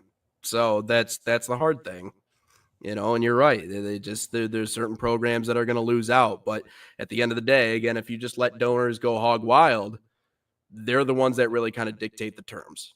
So that's why when you talk about this bubble blowing up, it's going to blow up at some point, and everyone knows this isn't a sustainable model. Everybody knows that the NCAA is in over their head. Why do you think they make examples of certain programs? Because they want to give the illusion that they are still in control of what goes on in college football. It's an illusion. It's a farce. It's a lie. The NCAA is incapable of handling what's going on in college Speaking athletics of that, right now. let's go to college basketball real quick. Charles Bedioko, when was the last That's a time? name. Oh, he's a professional player for the Motor City Cruise. I didn't know what G League team he played for, but it's the Motor City Cruise here. Charles Bedioko has been granted a temporary restraining order and is immediately eligible to participate for Alabama basketball. He will be eligible to play against Tennessee on Saturday. Because I remember Charles Bedioko because he was a Jawan target. So I remember him a little bit, but I remember he went to Alabama. When did he leave Alabama? That's a good question. When did he leave to go to the stats? That's a better way. But no, this is another. Oh, I don't know if you've actually watched it, Nate. But wow, he doesn't have. He left in 2022 and he's coming back. Oh my Lord. He played for the Grand Rapids Gold last year. That's how I recognize that name, Bediako. Oh, Bediako. I don't know, weird name. I'll take your word for it though if you called one of the games. But anyway, I don't know if you've watched, but that James Nanji guy that played for that plays for Baylor now, that left, that got drafted, comes back. He gets booed every time he comes in and every time he touches the ball by the opposing crowd. Maybe it was just the Kansas game, and it's Kansas. But every time he came onto the court, he checked in, boos. Every time he touched the basketball, boos. People realize that this is a little effed up, NCAA, and you're now allowing a player who's been gone for 4 years, to come return to play basketball. Yeah. For what is at this point, honestly, can we get Trey Burke back? Honestly, I know he's getting his number retired. Which I'm going to, by the way, for the people at home. I'm going to. That's awesome. Can we get him back? I mean, he only left after 2 years. Yeah. Can we get Mo back? Can we get Franz back? They all left early. Yeah, I mean I imagine they could probably make more money at Michigan, right? Like someone's gonna. Alabama's depending. 13 and it's a good 13-5, fifth in the S. Like MSU, you might as well get Cassius Winston and Xavier Tillman. You might as well get Jace Richardson. If I'm Michigan, Draymond Green. That'll be great. If I'm Michigan, does Ignas Vardsdakis, does he still play basketball? Like, I know he left after 1 year. I mean, what about Hardaway? Little Tim Hardaway Jr. He had action? 1 year left. He technically did. He still got a year of eligibility. Like at this point, I know we probably won't get to this college football or not college football, the NFL head coaching thing. We'll probably save that for tomorrow. But like, what is going on with this? And I do have another point that I wasn't on the sheet. But there's just no point in this. Like, at some point, these kids are just avoiding going into the real world and getting jobs. Or they're just avoiding going overseas or in a non-traditional place to go play at their sport that they love. Or they realize they left too early and that they're not going to get to the NBA. Like, they can't hack it. For whatever reason, they can't get there. And I'll just summarize this because, I know that we try to provide, in-depth explanations as to why this is BS, but this is Bush League. And I agree with the college coaches who second this. You made the decision to leave early to go to the G League. You made the decision to put yourself in that position, and now you're realizing that you're not capable of making the NBA. So what? You go back and you take a position away from someone in college ball? Like, that's somehow going to make you a better prospect because you're going backwards? No, it shows you quit. You quit. It's cheap. It's ridiculous. It's all the above. I don't agree with it. And this is something, and I heard John Calipari talk about this, which I think is rich because, like, obviously Calipari was. Can I just say it's ironic because I know what you're going to say? It is ironic. Yeah, he's the king of one and done. I mean, everybody that he got was just like, let's play 1 year at Kentucky, and then let's go to the G League or whatever they called it back then. No, that's not what the D League. The D League. Remember that? It was called the D League. Remember that? Yeah. No. When? Say what you're going to say, because I don't think it's ironic because of that statement.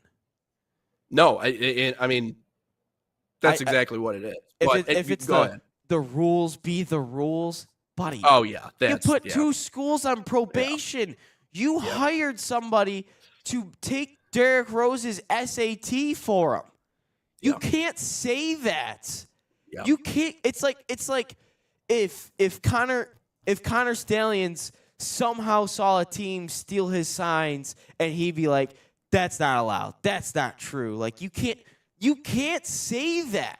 At least own up to the fact, that you were that way. Like if Rick Pitino came out and talked about illegally recruiting players, you can't say that. Like if you're Calipari, you can't say the rules be the rules. You just can't. It's the other point that I was gonna say, because obviously we're running a little bit low on time, and I think the coach discussion should be a little bit longer than that. I don't know if you've been reading some of these reports, but a lot of these players that hit the portal that haven't signed with the team, and some of them have signed with teams, but a lot worse teams than their team that they left. Yeah, have been. I don't know if you've seen this, but they've actually called their school that they say a player from Ole Miss transfers, can't find a place. Before he signs somewhere, he calls Ole Miss, "Hey, can I come back real quick?" And they're like, "No, you left, and we already replaced your spot with another player. We can't do that." So now they're out of luck. And like I just find that really funny. And another thing that I would say is, who the hell are these agents? Because these agents are giving horrible advice to their representatives, saying it's not about them. It's, oh, you can get more money here, but then you go into the portal, find out that the money's not there. Like at some point, if you're a player, you got to have a brain a little bit, and before you make a conclusion and jump to a conclusion, find out all the information first and then make that conclusion.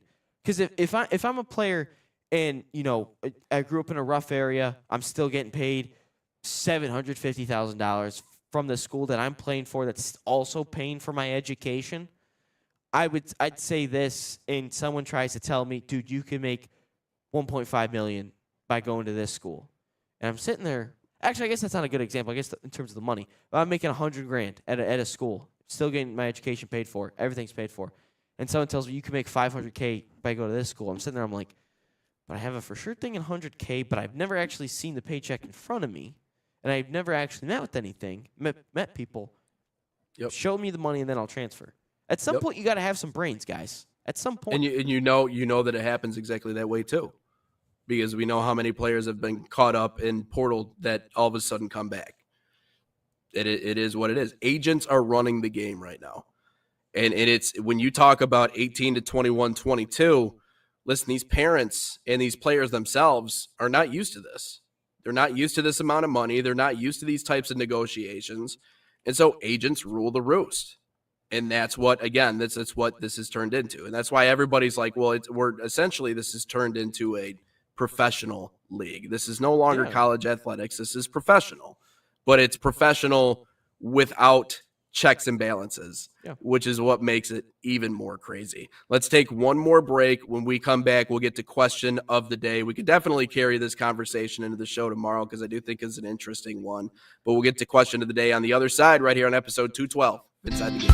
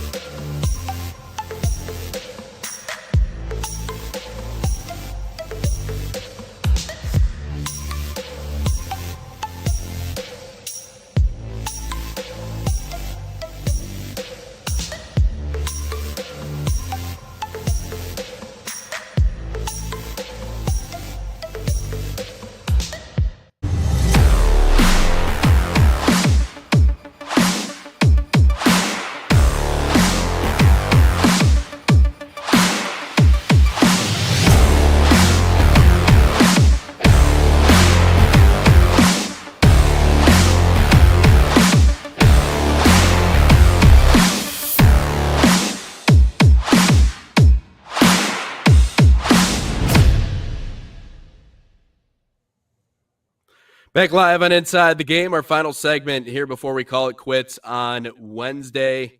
Nate Wangler, Ryan Glinsky here deep into we're second week since restarting this show. Again, we appreciate everybody as always. Third week? Are we really? We're in week number 3? Yeah, because we were past 210. So I think it'd be the third. Well, look at us, man. Heck yeah. Anyways, let's get into question of the day. Question of the day, everybody knows the drill by now. Salt Athletic, the official sponsor of Question of the Day and the National Soccer Network. Use promo code NSN15 to save that 15% off of that #1 smell-proof cleat bag that 100% works. Scan the QR code on your screen or visit saltathletic.com today. But question of the day, we talked about some of the shocking sports news that we've seen over the last couple of days. What is the most shocking sports news that you've seen, whether you've seen it on TV, whether you've seen it via social media, but like you just sat in your phone or sitting on the couch and you're just like, wow, that is crazy. Most shocking sport news I've ever seen. We were talking about Lifetime here. Yeah. I'm going to have to say probably Joe Paterno and Penn State. That whole thing that went down. It is amazing to me how quickly a fall from grace can happen when you work in something, when something like that is happening in your program for an extended period of time and you as the head coach don't do anything about it. You see it as a distraction. You want to pass it aside. You don't want to worry about it. You don't want to answer questions. You don't want to investigate because you realize it might incriminate you as a program. We saw that with Michigan State, with Larry Nassar. We've seen that with Ohio State, with, I forget the name of the doctor that they had, their trainer for over a decade, who sexually assaulted many athletes. They had a whole documentary on this. The entire front office at OSU said, we don't believe you. We don't believe anything you have to say. And the thing is that a lot of those people that came forward and talked about it were men, right? And in the culture that we live in right now, like a lot of people are not going to believe men, especially when it comes to the whole assault thing. Like, you're a man, you should be able to protect yourself. Well, I'm sorry. If I get hurt and the only person that I get to go to is that trainer that's doing these horrible things, I don't really have a choice.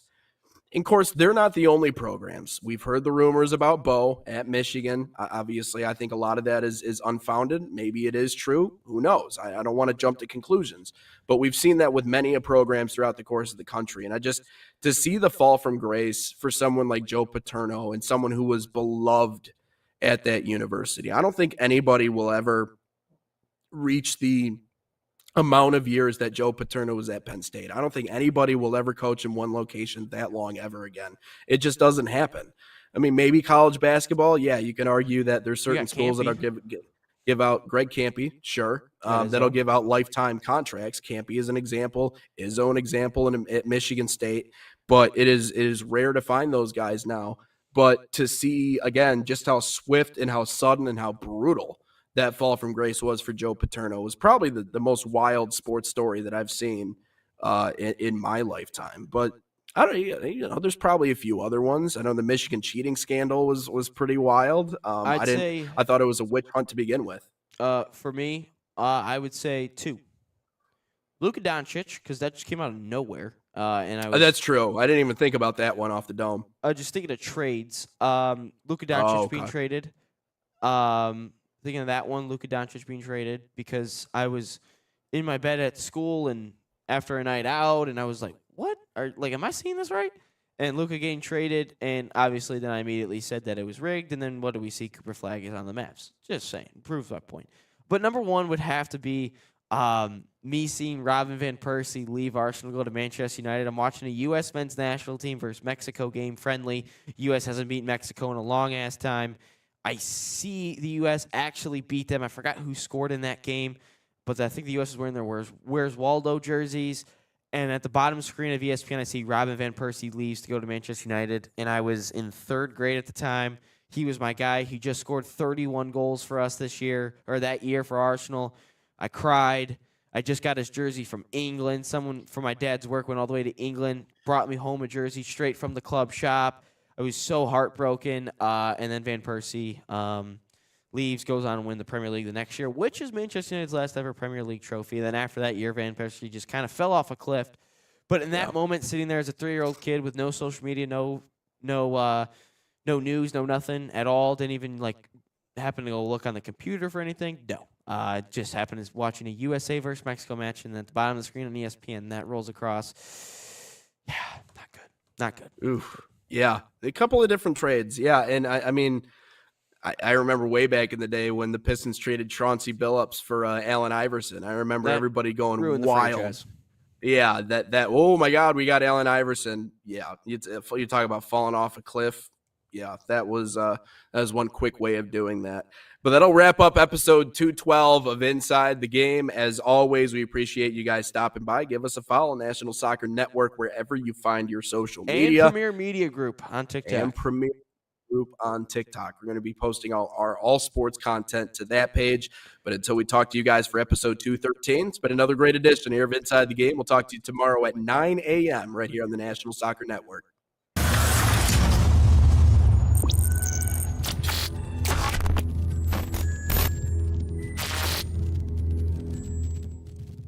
From the biggest matches to the hottest takes, Jonathan Turner and Nathan Wenger bring you the stories, the analysis, and the edge you won't get anywhere else. Streaming live weekdays at 9 a.m. on YouTube, Roku TV, Facebook, Twitter, and all major platforms. No filters, no fluff, just real talk, real soccer. This is Inside the Game.